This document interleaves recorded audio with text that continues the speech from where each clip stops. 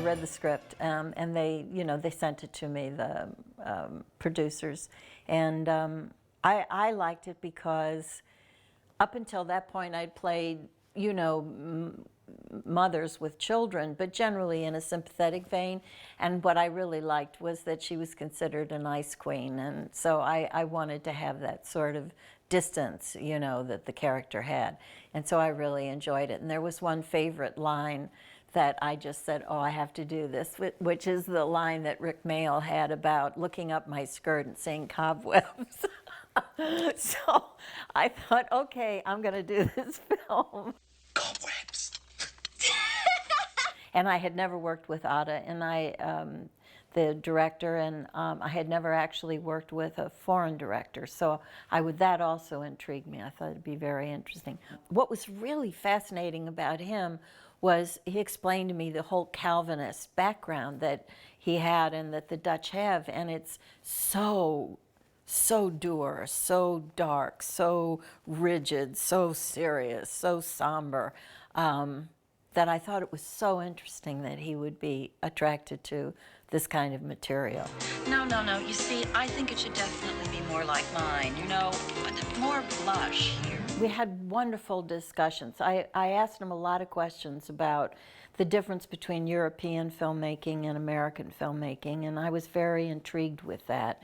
And also, the other thing that I got fascinated by was the unique way that at that time that he was lighting. It had been, he was using lighting instruments that I had never seen before, and he explained them to me. I got very interested in the process with him, the actual filming process, because in an odd way, the genre of the film is much more subtle. You know what I mean? Because it is a young person's film, but at the same time, the way we shot it like an adult film. And the comedy is only because Rick's character brought that to it. In terms of the rest of it, it was a straight story. So it had a really interesting sort of mix where you wouldn't necessarily say it's an out-and-out comedy as the way we define comedy today in film. What's so funny? Nothing. Would you come sit here with me? One of the fabulous things was, though, when I read it, they thought it was, the producers, and I guess whoever does research, thought that it would be suitable for 14, 15, 16-year-olds. And I said, oh no, I think it's 9, 10, 11, and it turned out to be 9, 10, 11. I remember coming out of a restaurant once, and there was a group of 10-year-olds, 9-year-olds with a birthday thing, and they were all agog and everything because Drop Dead Fred was their favorite film. They were great. Both of them, their personalities were so charming, and they weren't neurotic about what was happening, whereas some writers might be. But they weren't. They were thrilled that we were doing the movie and that they had gotten their first choices. And I've, to this day, I'm very close to Tony. I don't see Carlos as much, but Tony and I have a couple of other projects that we're developing together and that I'm now directing. So we had a really terrific experience together, and I think a lot of it has to do with their unique personalities as writers. And also, I've never worked with a team or partners, and that was interesting too, because they both you didn't know. I can't tell you what one was responsible for or the other. Do you know what I mean? They worked very well together, and consequently the energy around them was very pleasant and extremely helpful. I don't know what to say. I didn't want anybody to walk on my carpet. Yeah, I know. But here I am, scrubbing away at what can only be described as dog mess. If anything, it was just so important not to be too charming and to smile too much. I mean, I remember that. It was sort of, to make sure that it translated. I was always fascinated, and still am to some extent, with the camera, because it can pick up things that you wouldn't think would register at all. And then sometimes it doesn't. It's almost as if the camera either likes you or it doesn't. And so I didn't know all the time, so I had to trust, Atta and the writers especially wanted to make sure that that it was believable and serious. I just remember that was sort of colored a lot of who I was while we shot it, because that just sort of naturally kind of happens to me. It's like you start to get into a character, and not that you go overboard or can't snap out of it, but it does begin to color a lot. So I just remember myself as being very serious and rather cool and aloof and everything, but I truly appreciated and enjoyed every minute of it. No. There's no possible way that anyone can see her. Well, I know, because she was so crazy Yes, earlier, but crazy. Michael, take your foot out of my door.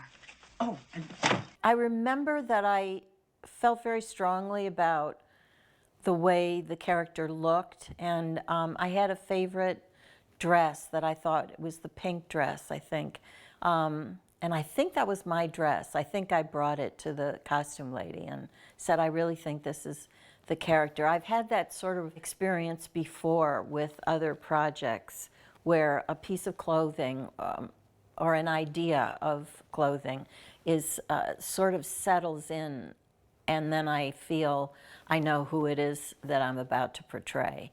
And I never have to worry about being sort of unsympathetic. I just think most people think of me as a sympathetic character. So I really wanted to try anyway to see if we could expand or broaden that range a little bit. It's no wonder Charles left you. You see, you just don't know how to make a marriage work. You got married? You mean you've been doing it like the pigeons? He was wonderful. He was so energetic. He was high energy and fun and totally professional and